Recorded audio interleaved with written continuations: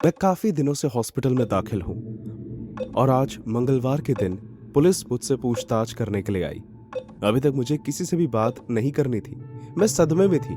जो मेरे साथ हुआ मैं उसे दोबारा याद नहीं करना चाहती थी, लेकिन मैं जानती थी कि मुझे सब कुछ बताना होगा ताकि उसे उसके लिए उसकी सजा मिल सके। मैं एक योगा स्टूडियो में इंस्ट्रक्टर थी। अगर देखा जाए तो मैं एक अच्छी टीचर नहीं थी। मुझ में बिल्कुल भी संयम नहीं था। उस समय बेफिजूल के लोग मेरा मूड खराब कर देते थे। मुझे लगता था कि अगर वो यहाँ है तो वो अपने ऊपर एक कोशिश करना चाहते हैं, और अगर वो नहीं कर पाते तो इसका मतलब है कि वो अच्छे से कोशिश नहीं कर रहे। वो कोई आम इंसान है जिन्होंने खुद को यूं ही कबूल कर लिया है। मैं हमेशा काफी तनाव में आ जाती जब भी कोई नया शख्स क्लास ज्वाइन करता, लेकिन मैं जानती थी कि आखिर में बेकार लोग छोड़ ही देंगे और मुझे उन लोगों के बारे में चिंता नहीं करनी पड़ेगी जो वहां होने के काबिल नहीं है। हेलो, क्या आप इंस्ट्रक्टर गैब्रियल हैं? मेरा नाम जोली है, मैं नई हूँ। मैं फौरन एक नए स्टूडेंट को देखकर चिढ़ गई। फिर मैंने उस लड़की को ऊपर से नीचे देखा। वो बहुत ही पतली थी, उसका चेहरा फीका था, लंबे बाल और मोटी मोटी आंखें। उस टाइम मैंने सोचा कि यह शायद ज्यादा समय के लिए मेरी क्लास में नहीं रुकेगी, क्योंकि वो भी मुझे बेकार ही लग रही थी। ठीक है, कहीं भी जाकर बैठ जाओ, जल्दी क्लास शुरू होगी। मैंने देखा कि वो लड़की क्लास के सबसे पीछे वाले मैट पर जाकर बैठ गई। बाकी के बचे हुए स्टूडेंट्स भी आ गए और जैसे ही मैंने कहा था मैंने क्लास शुरू कर दी। जाहिर सी बात है, पहले हम थोड़ी स्ट्रेचिंग करते हैं, फिर हम सिंपल योगा पोज से शुरू करते हैं, जैसे कि चाइल्ड पोज, लो लंज, हाई लंज, और उसके बाद लंबी सांस लेने वाली एक्सरसाइज, जिससे मुझे बहुत सुकून मिलता है। लेकिन मेरा सुकून ज्यादा वक्त के लिए नहीं था। मैं ये देखकर और भी ज्यादा चिढ़ गई कि पीछे खड़ी लड़की लगातार लड़खड़ा रही थी। जोली ने हर बार गिरने पर धीमी धीमी आवाज भी निकालना शुरू कर दिया, जिससे मुझे और भी गुस्सा आने लगा। ए, नई लड़की, उसने घबराकर मेरी तरफ देखा। तुम बहुत आवाजें निकाल रही हो, क्या मैं जान सकती हूँ क्या प्रॉब्लम है? बात ऐसी है कि मैंने ये पहले कभी नहीं किया है। ये थोड़ा मुश्किल है, और अगर मुश्किल है तो और कोशिश करो, और अब चुप रहना। अपनी इन आवाजों से तुम बाकियों का भी ध्यान भटका रही हो। ओके। मैंने कोशिश की कि मैं उस लड़की पर ध्यान ना दूं, लेकिन तब से मुझे उसकी मौजूदगी से भी परेशानी होने लगी। मैं बस उम्मीद कर रही थी कि वो जल्द ही समझ जाए कि उसे इस क्लास में नहीं होना चाहिए, लेकिन ऐसा नहीं हुआ।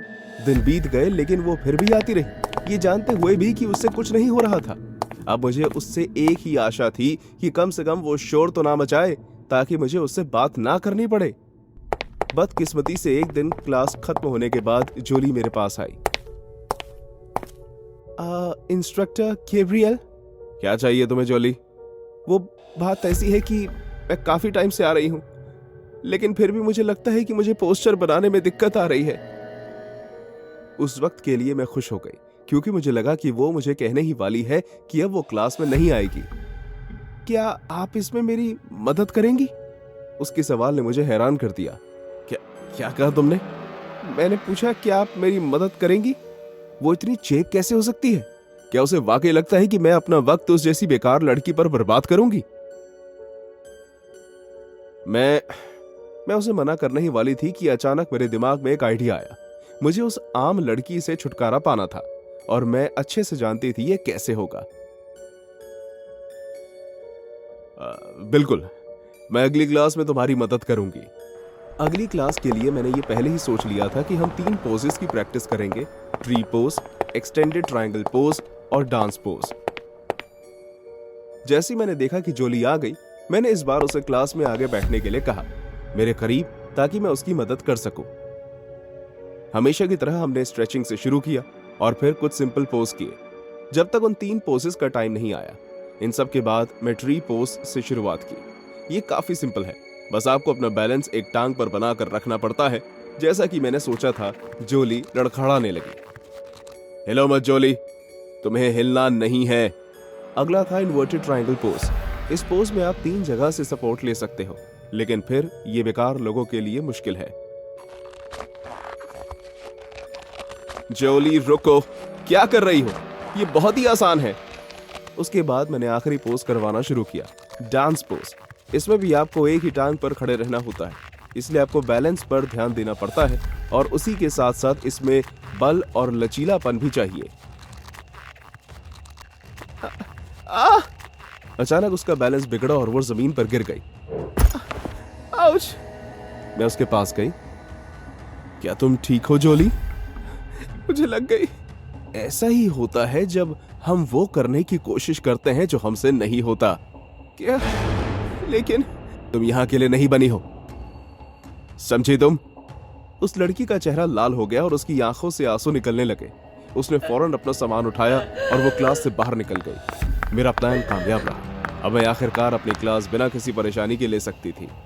मैंने फिर से पोज करवाने शुरू कर दिए, जो मुश्किल नहीं थे। कुछ देर बाद क्लास खत्म हो गई। एक बार जब सभी स्टूडेंट्स चले गए तो मैंने अपना भी सामान बांधना शुरू कर दिया। अचानक मुझे दरवाजे के पास किसी के पैरों की आवाज सुनाई दी। मुझे लगा कि शायद कोई अपना कुछ सामान भूल गया होगा। कौन है? जैसे ही मैंने दरवाजे पर खड़े इंसान को देखा, मेरा दिल जैसे धड़कना बंद हो गया। वो जोली थी, लेकिन जिस बात ने मेरे पैरों तले जमीन खिसका दी वो ये थी कि उसके हाथ में एक गन थी जो उसने मेरी तरफ पॉइंट की हुई थी। क्या हुआ? अब तुम कुछ नहीं बोलोगी? हाँ? उसके भाव, उसकी आवाज, वो पहले की तरह डरी सहमी हुई नहीं बल्कि बिल्कुल एक अलग इंसान लग रही थी। तुम क्या करने का सोच रही हो? क्या करने वाली हो तुम? मुझे नहीं पता। तुम्हें क्या लगता है मैं क्या करने वाली हूँ गैब्रियल? तुम जानती हो कि ये तुम्हारी गलती है ना? मैं किसी को दोबारा चोट नहीं पहुंचाना चाहती थी, लेकिन तुम... उसकी आंखों में, उसके चेहरे पर हर जगह गुस्सा दिखाई दे रहा था। मैं नहीं चाहती थी कि तुम नहीं चाहती थी। तुमने मुझे कितने दिनों तक बेइज्जत किया। हाँ? मैं बस खुद को योगा करके शांत करना चाहती थी, लेकिन तुमने सब खराब कर दिया, घटिया बूढ़ी औरत। जोली धीरे धीरे करीब आने लगी, लेकिन मैं दूर नहीं जा सकती थी। मैं बस वहीं खड़ी रही और चुपके से रोती रही। अब मुझे समझ में आया कि तुम मुझे रोता देखकर सुकून क्यों महसूस करती थी। क्या तुम जानती हो, अब मैं कुछ मुश्किल देखना चाहती हूँ। हाँ। गैब्रियल, व्हील पोज करके दिखाओ। लेकिन मैंने कहा करो। इस बात के डर से कि वो मेरे साथ क्या कुछ कर सकती है, मैं व्हील पोज की पोजीशन में आ गई, जो कि बहुत ही मुश्किल था। बहुत खूब गैब्रियल, मैं प्रभावित हूँ। अब मैं कुछ और करवाना चाहती हूँ। अचानक जोली ने मेरी एक बाजू पर अपनी दाएं टांग से जोरदार वार किया।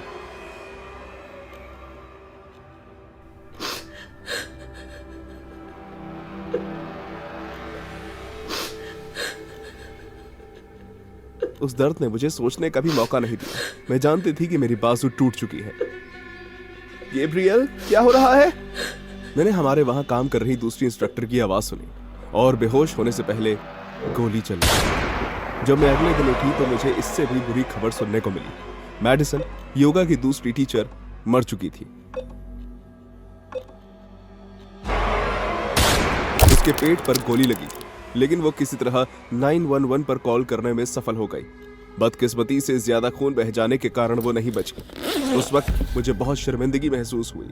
मेरी इस तरह के बर्ताव की वजह से एक अच्छी औरत की मौत हो गई, और उससे भी ज्यादा बुरा ये कि मरते मरते भी उसने मुझे बचा लिया। मैं पूरी तरह टूट चुकी थी। हमने उसे हिरासत में ले लिया है। क्या कहा? जोली इवन ने अपराध स्थल पर गन छोड़ दी थी। हम उसे पकड़ने में सफल हुए। वो दिमागी हालत से ठीक नहीं है। पुलिस ने उसके बारे में इससे ज्यादा और कुछ नहीं बताया। मैंने ये समझ लिया कि जोली की दिमागी हालत ठीक नहीं है और पुलिस अभी उससे ज्यादा नहीं बता सकती। क्या आप दोनों के बीच कुछ ऐसा हुआ जिसकी वजह से उसने आप पर हमला करने की कोशिश की? एक सेकंड के अंदर अंदर मुझे उसके साथ किए बर्ताव याद आ गए। नहीं, कुछ नहीं।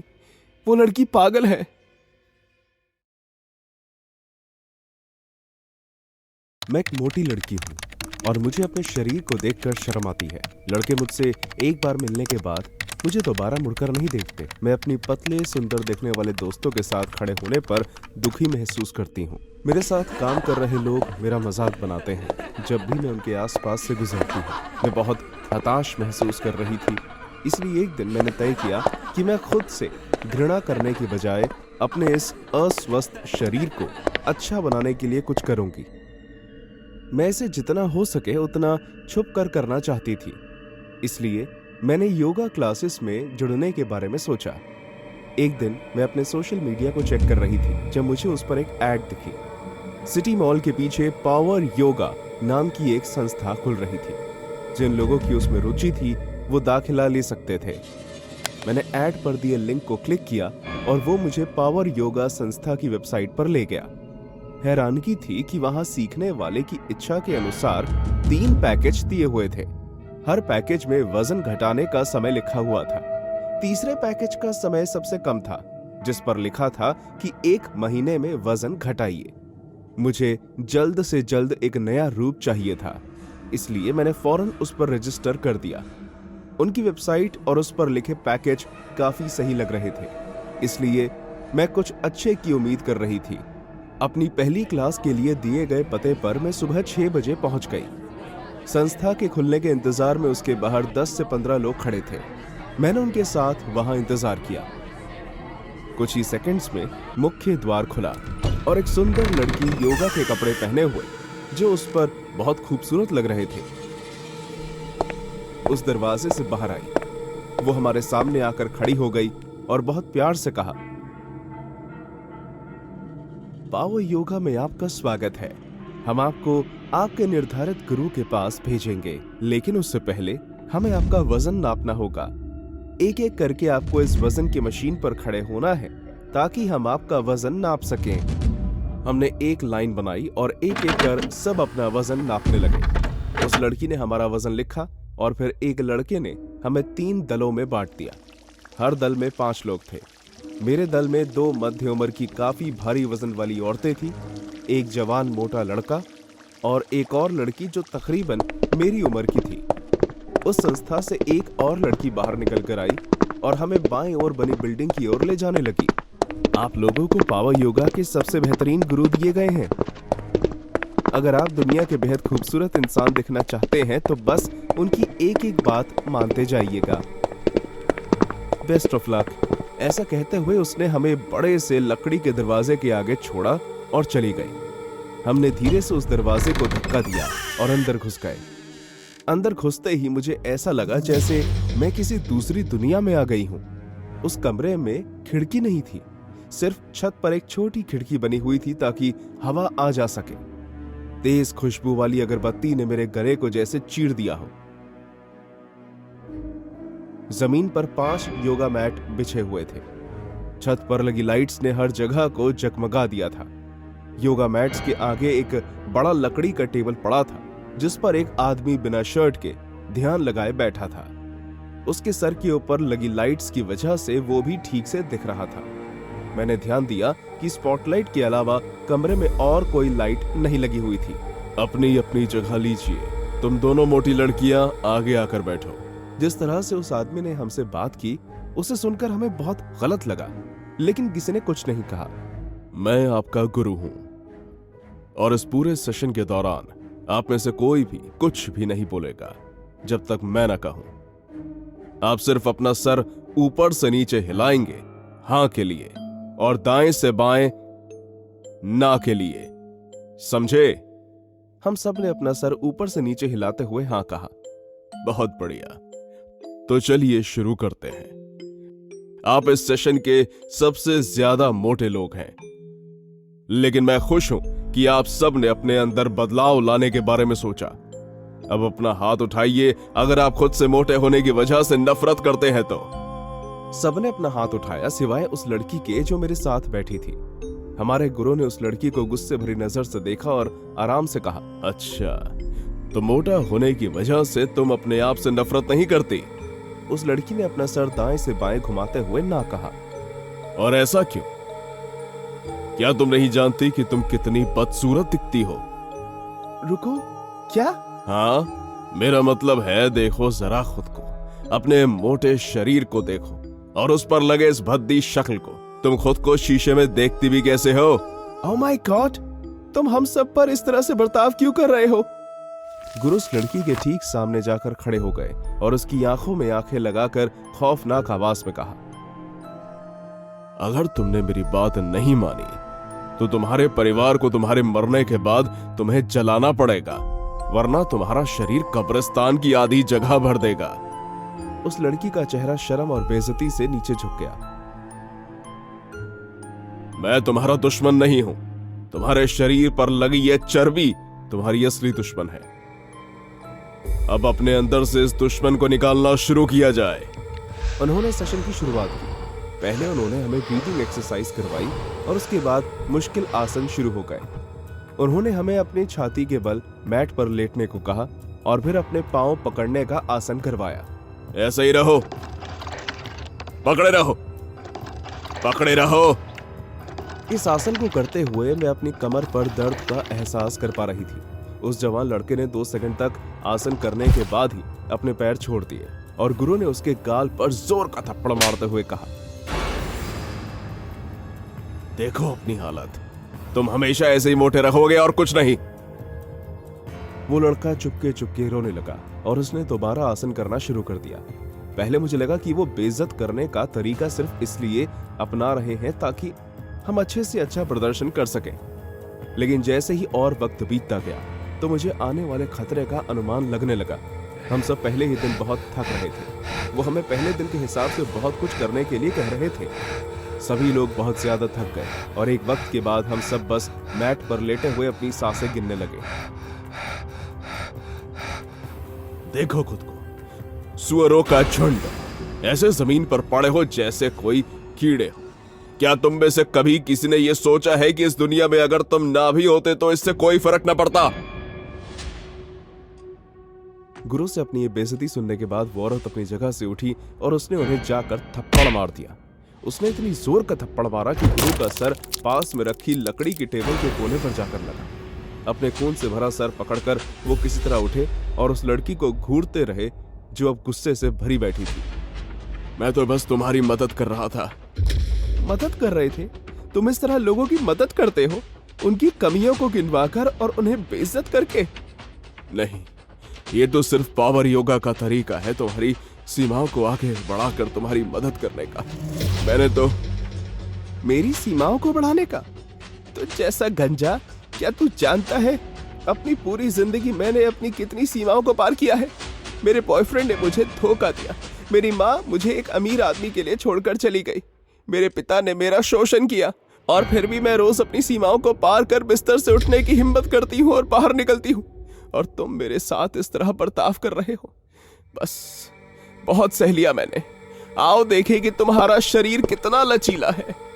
इसके बाद जो उस लड़की ने किया उससे आज भी मेरी दिल की धड़कनें तेज हो जाती। उसने उस आदमी को उसकी गर्दन से पकड़ा और उसका सर लकड़ी के टेबल पर तब तक मारती रही जब तक उसका सर फटकर बाहर नहीं आ गया। इस बात पर कोई शक नहीं था कि वो हम सबसे ताकतवर थी और हम सब में से सबसे ज्यादा वजनदार थी। हर बार जब उस आदमी का सर टेबल पर मारती वो एक पागल की तरह हंस रही थी। अब पता कौन कर रहा है पावर योगा? मारो मारो मारो घटिया आदमी, तुम जैसे पतले लोगों को मोटे लोगों का मजाक बनाने पर यही मिलना चाहिए।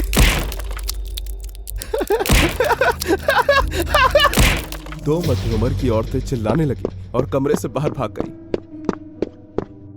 वो लड़का इतना डर गया था कि वो ना हिल पाया और ना ही कुछ बोल पाया, और मैं बस वहीं खड़ी रही उस लड़की को देखती रही। कुछ ही मिनटों में उस संस्था के कर्मचारी वहां आ गए, लेकिन तब तक बहुत देर हो चुकी थी। वो योगा गुरु का कुचला हुआ चेहरा देखकर चीख पड़े। पुलिस आई और उस औरत को गिरफ्तार करके ले गई। हैरानगी की बात थी कि उसने खुद को छुड़ाने जैसी कोई हरकत नहीं की। खून से लथपथ वो गाड़ी में जाकर बैठी और चली गई। मैं अभी भी मोटी हूँ और घर पर ही थोड़ी बहुत एक्सरसाइज करती हूँ। मैं कोशिश करती हूँ कि मैं स्वस्थ खाना खाऊं, और चाहे कितना भी समय क्यों ना लग जाए, मैं कभी योगा क्लास दोबारा ज्वाइन नहीं करूंगी।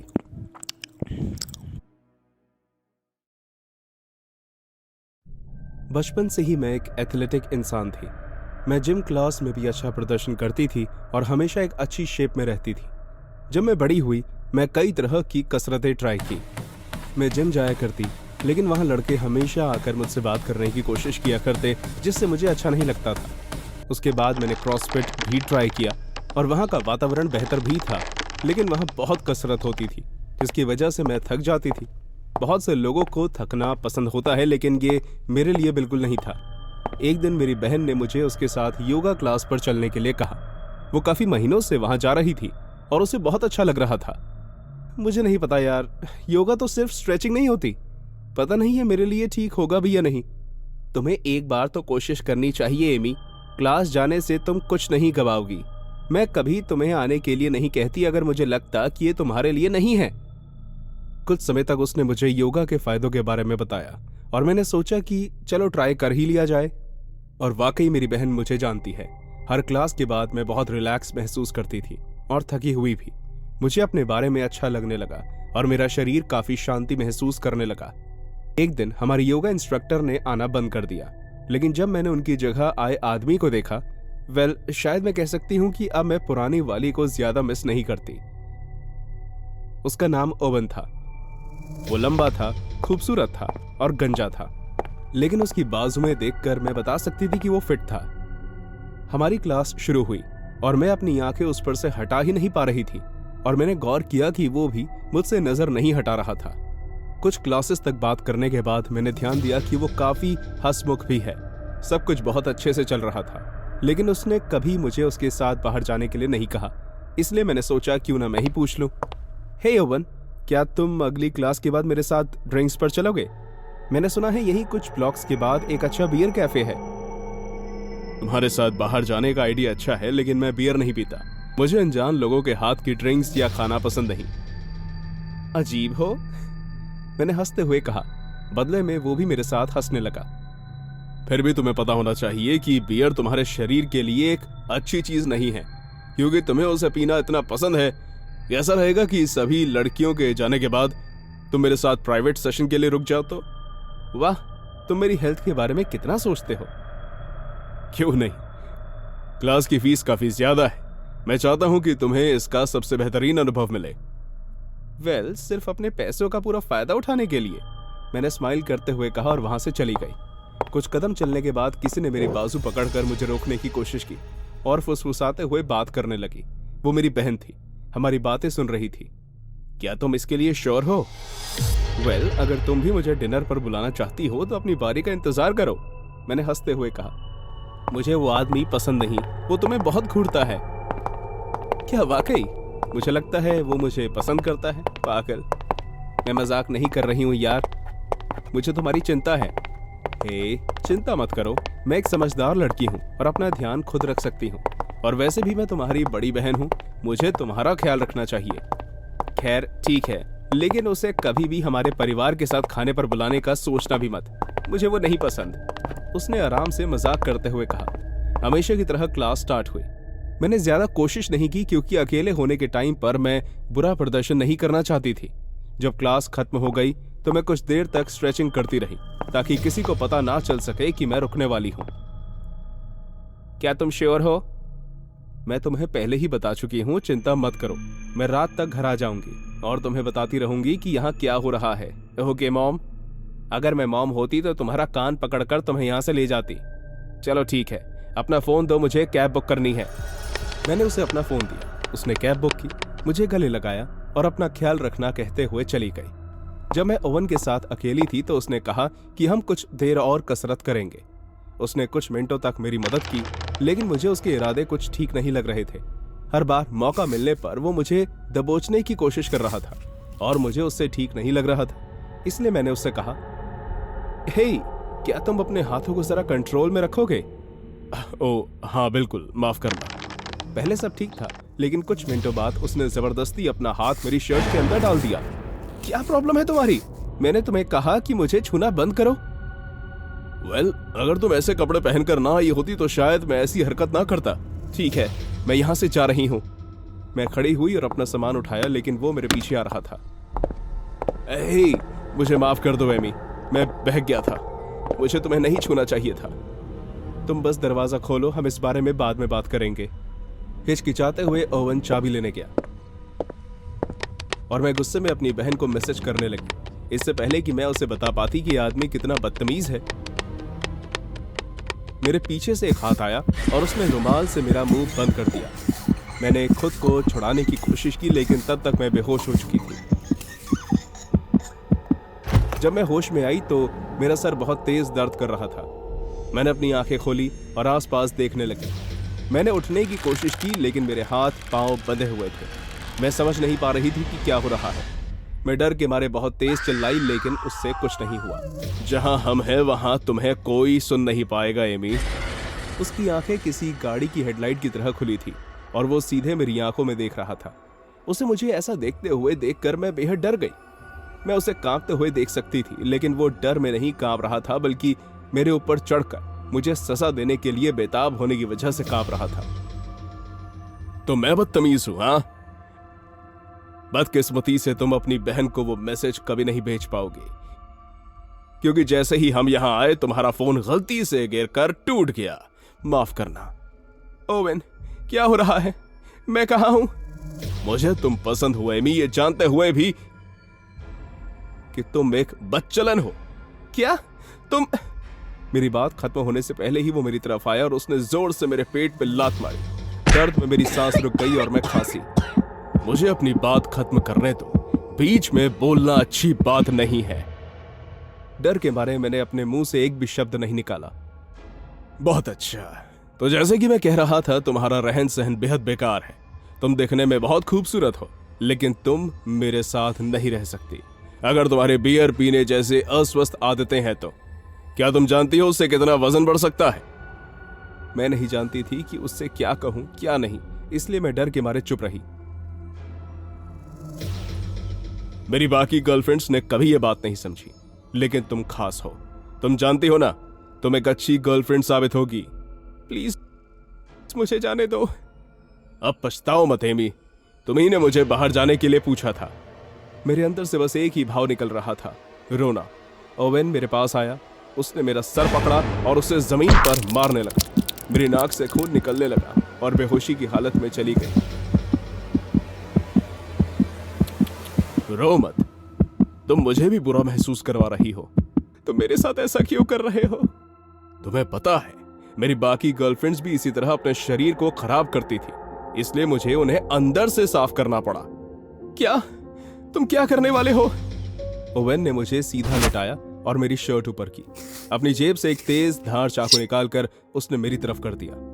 क्या अब तुम समझी कि मेरा क्या मतलब है एमी? प्लीज नहीं। बिना कुछ कहे वो उस चाकू को मेरे शरीर पर इधर उधर घुमाने लगा।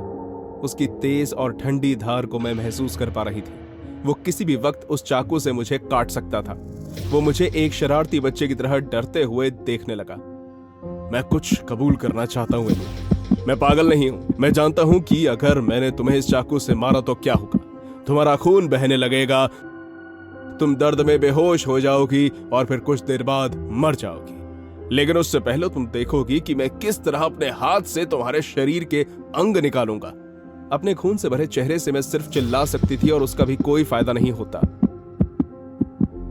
मुझे तुम्हारी अंदर ये जान अच्छी लगी, लेकिन मैं एक और बात कबूल करना चाहता हूं। मैंने तुम्हारा रिएक्शन देखने के लिए तुमसे झूठ कहा। सच कहूं तो मुझे कोई गर्लफ्रेंड नहीं चाहिए। मैं तो बस तुम्हारी जैसी लड़की के शरीर के अंग देखना चाहता हूं। जैसे उसने ये कहा, उसने धीरे से उस चाकू को मेरे शरीर पर दबाया। पता नहीं कहां से बहुत सारे पुलिस वाले दरवाजा तोड़ते हुए अंदर आ गए। ओवन उस चाकू को पकड़कर उनकी तरफ बढ़ने लगा, लेकिन उन्होंने उसे फौरन गोली मार दी और वो वहीं मर गया। पुलिस वाले मेरी तरफ आए और फिर मुझे हॉस्पिटल ले गए।